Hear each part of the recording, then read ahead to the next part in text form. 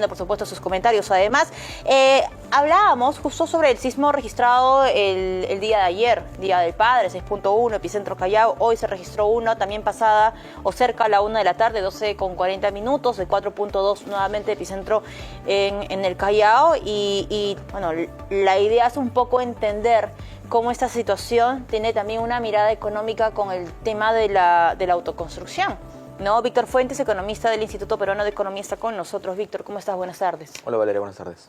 ¿Qué análisis se hace desde el Instituto Peruano de Economía, Víctor, con el tema, por ejemplo, de las casas autoconstruidas, ¿no? Que pasamos la voz de repente a un maestro de obra o alguien de repente del barrio que sabe más o menos cómo techar la casa. ¿Hay riesgos, digamos, que se ponen en evidencia cuando se registran sismos como lo que vivimos el día de ayer? Sí, por supuesto, son riesgos muy graves, ¿no? Digamos, el terremoto de ayer fue, digamos, de una intensidad no muy alta si comparamos con el sismo más poderoso que fue en 1940, hace varias décadas, pero por encima de 8 grados en la escala de Richter, ¿no? Entonces, si sabemos que el Perú y sobre todo la costa más cercana a Lima es bastante vulnerable a este tipo de fenómenos naturales, es importante entender cómo es que están construidas nuestras casas, qué tan vulnerables son, ¿no? Hay un estudio de GRADE que apunta que el 69% de las viviendas construidas en Lima son autoconstruidas, ¿no? Están siendo construidas o son autoconstruidas. Pero la realidad no es muy diferente para el resto del Perú urbano, ¿no? Digamos, alrededor del 71% para el promedio nacional. El más bajito es de 66% en Arequipa, ¿no? Pero para el resto de grandes ciudades como Piura, Chiclayo, Huancayo, Ica y por supuesto Lima está alrededor del 70%, ¿no? Entonces, ¿qué significa que esté autoconstruido? Significa que, digamos, no tiene digamos, las licencias, no tiene los permisos, no ha sido construido con digamos, profesionales, con planos, ¿no? Con ingenieros, arquitectos alrededor del proyecto. Es decir, tenemos un maestro de obras que en su mayoría de casos es un amigo o un familiar o un recomendado de un amigo o un familiar que finalmente termina construyendo estas viviendas. ¿Y hay un riesgo? Sí, por supuesto. Esto en la medida en que no tenemos digamos, un control, digamos, una supervisión adecuada de los planos de ingeniería, el proceso de construcción, el proceso determinado, ¿no? Digamos, nos enfrentamos a un riesgo en el que estas viviendas son autoconstruidas y, digamos, una gran parte puede enfrentar un riesgo de colapso frente a digamos, un terremoto de gran intensidad, ¿no?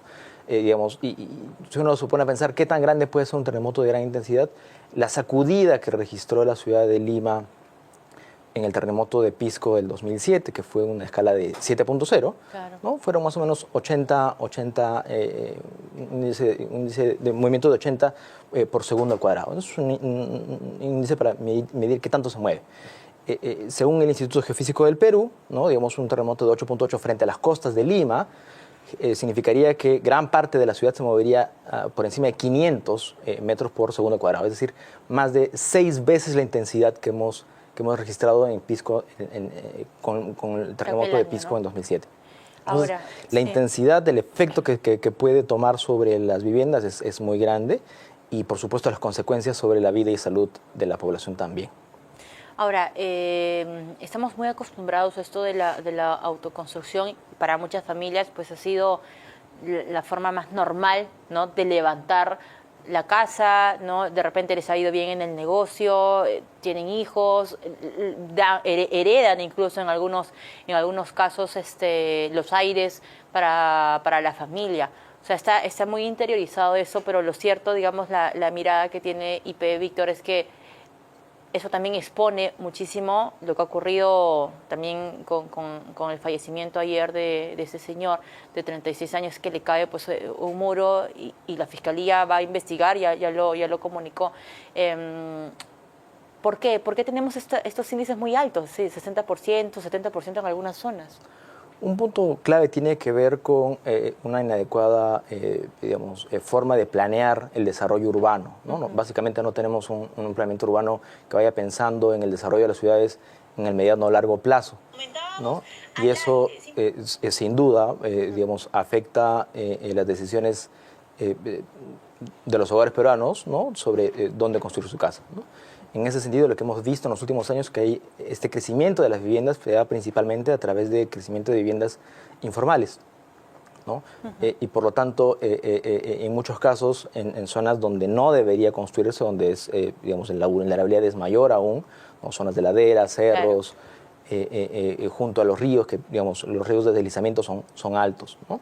Entonces, digamos, ha faltado, por una parte, una mayor planificación urbana para tener idea de dónde construir, dónde no, pero también ha faltado una promoción adecuada del Estado para ver dónde es que ponemos los incentivos para fomentar el desarrollo de la vivienda formal, que además asegura el cierre de brechas sociales, ¿no? Es decir, por ejemplo, estas inversiones, estos tráficos de terrenos que invaden en muchas zonas de la periferia del país, y de las principales ciudades, por supuesto, no tienen acceso a servicios básicos y digamos, van a demandar en el futuro un mayor cierre de brechas económicas y sociales. No tienen luz, agua, desagüe, van a demandar ese cierre de brechas.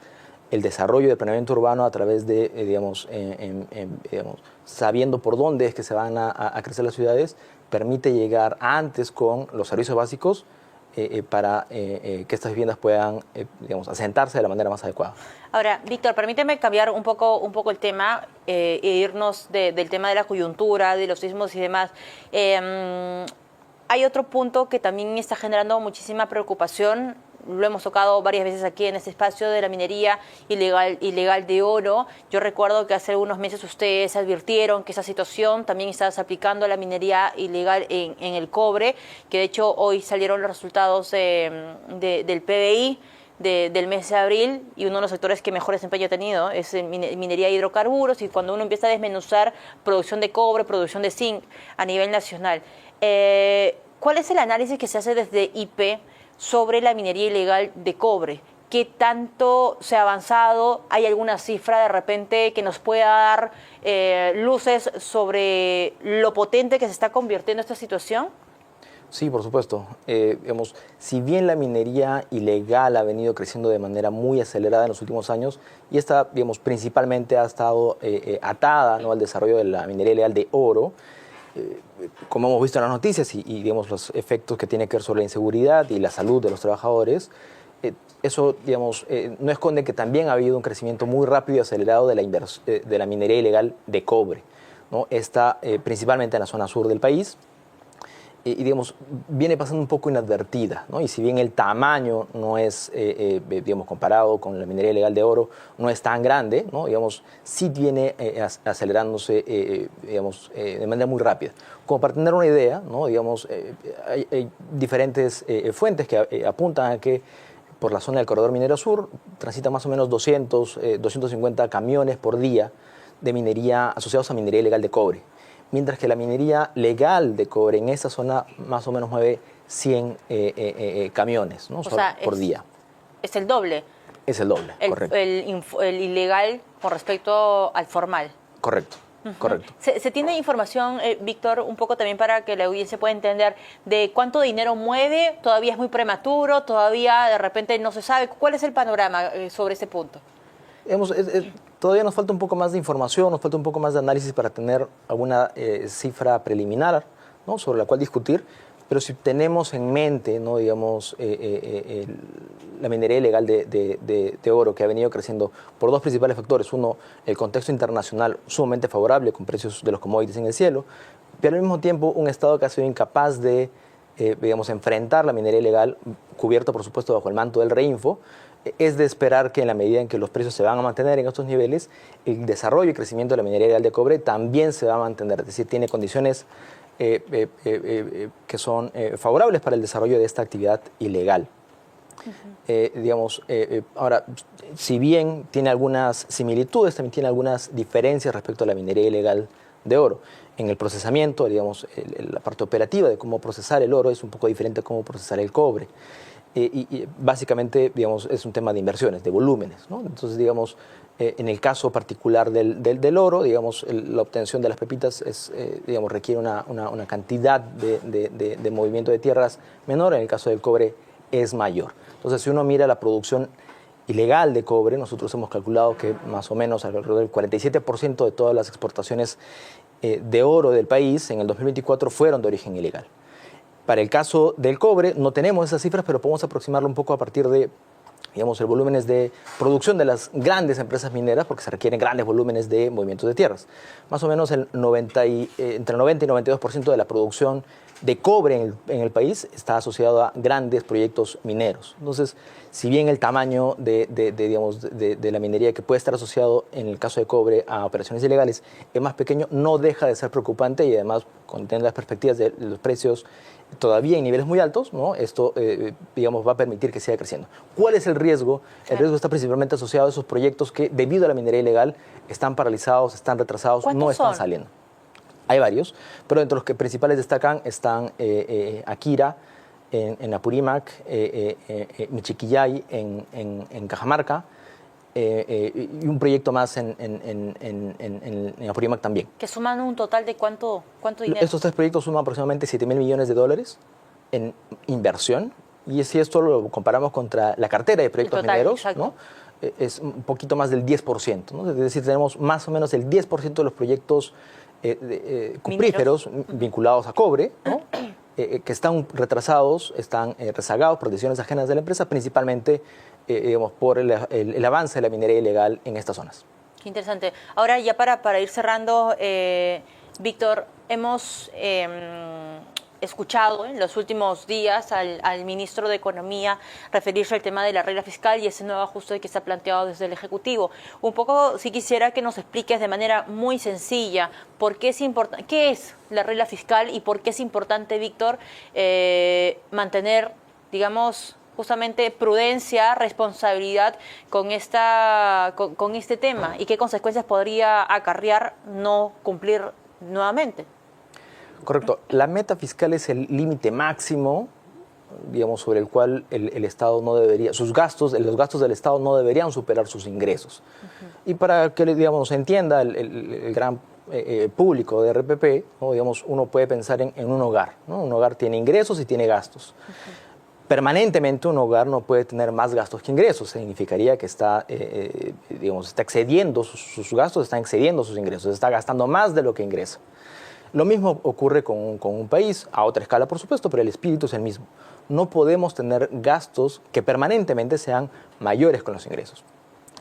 En esa línea, si volvemos al ejemplo de un hogar, ¿no? Digamos, si un hogar se traza unas metas de déficit máximo, es decir, un límite máximo sobre el cual voy a gastar por encima de mis ingresos, y si yo los voy incumpliendo, ¿no? Digamos, si yo quiero obtener un crédito, quiero obtener, digamos, quiero ser atractivo para obtener algún tipo de financiamiento, digamos, las calificadoras de riesgo, ¿no? Los evaluadores de riesgo me van a evaluar como una persona que no está cumpliendo con sus metas, ¿no? Y en ese sentido me van a evaluar de peor manera.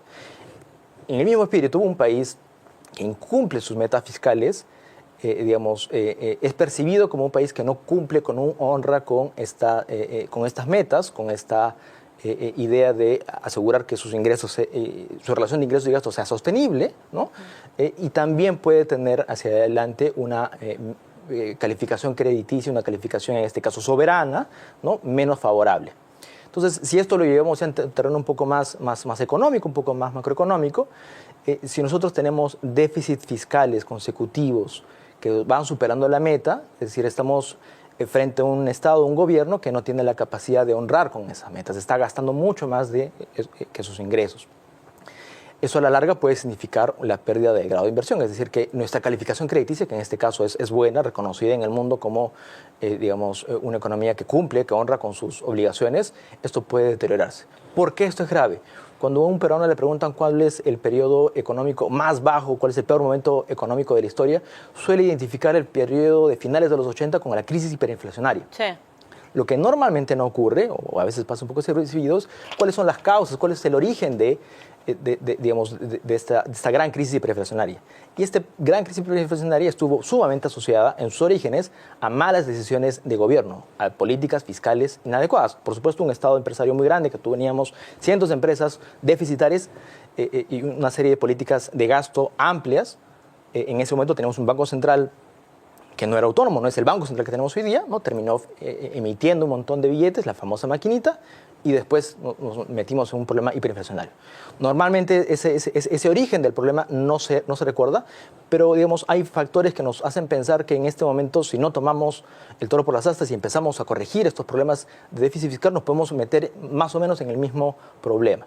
No asegurar la solidez fiscal del Perú en este momento es crítico porque vamos a comprometer no solamente, digamos, la posición fiscal, que más adelante van a significar más impuestos o más deuda, porque recortar gastos hemos visto que es muy difícil, cerca del 60% del gasto en el Perú, del gasto público, es muy rígido, es decir, son salarios, sueldos, pensiones. La planilla, ¿no? Planilla, cosas que no podemos cortar. Entonces, dado que no podemos cortar gasto, vamos a tener que subir impuestos o tomar más deuda. En cualquier caso, eso digamos, va en contra de un país que trata de consolidar sus políticas fiscales, su solidez fiscal.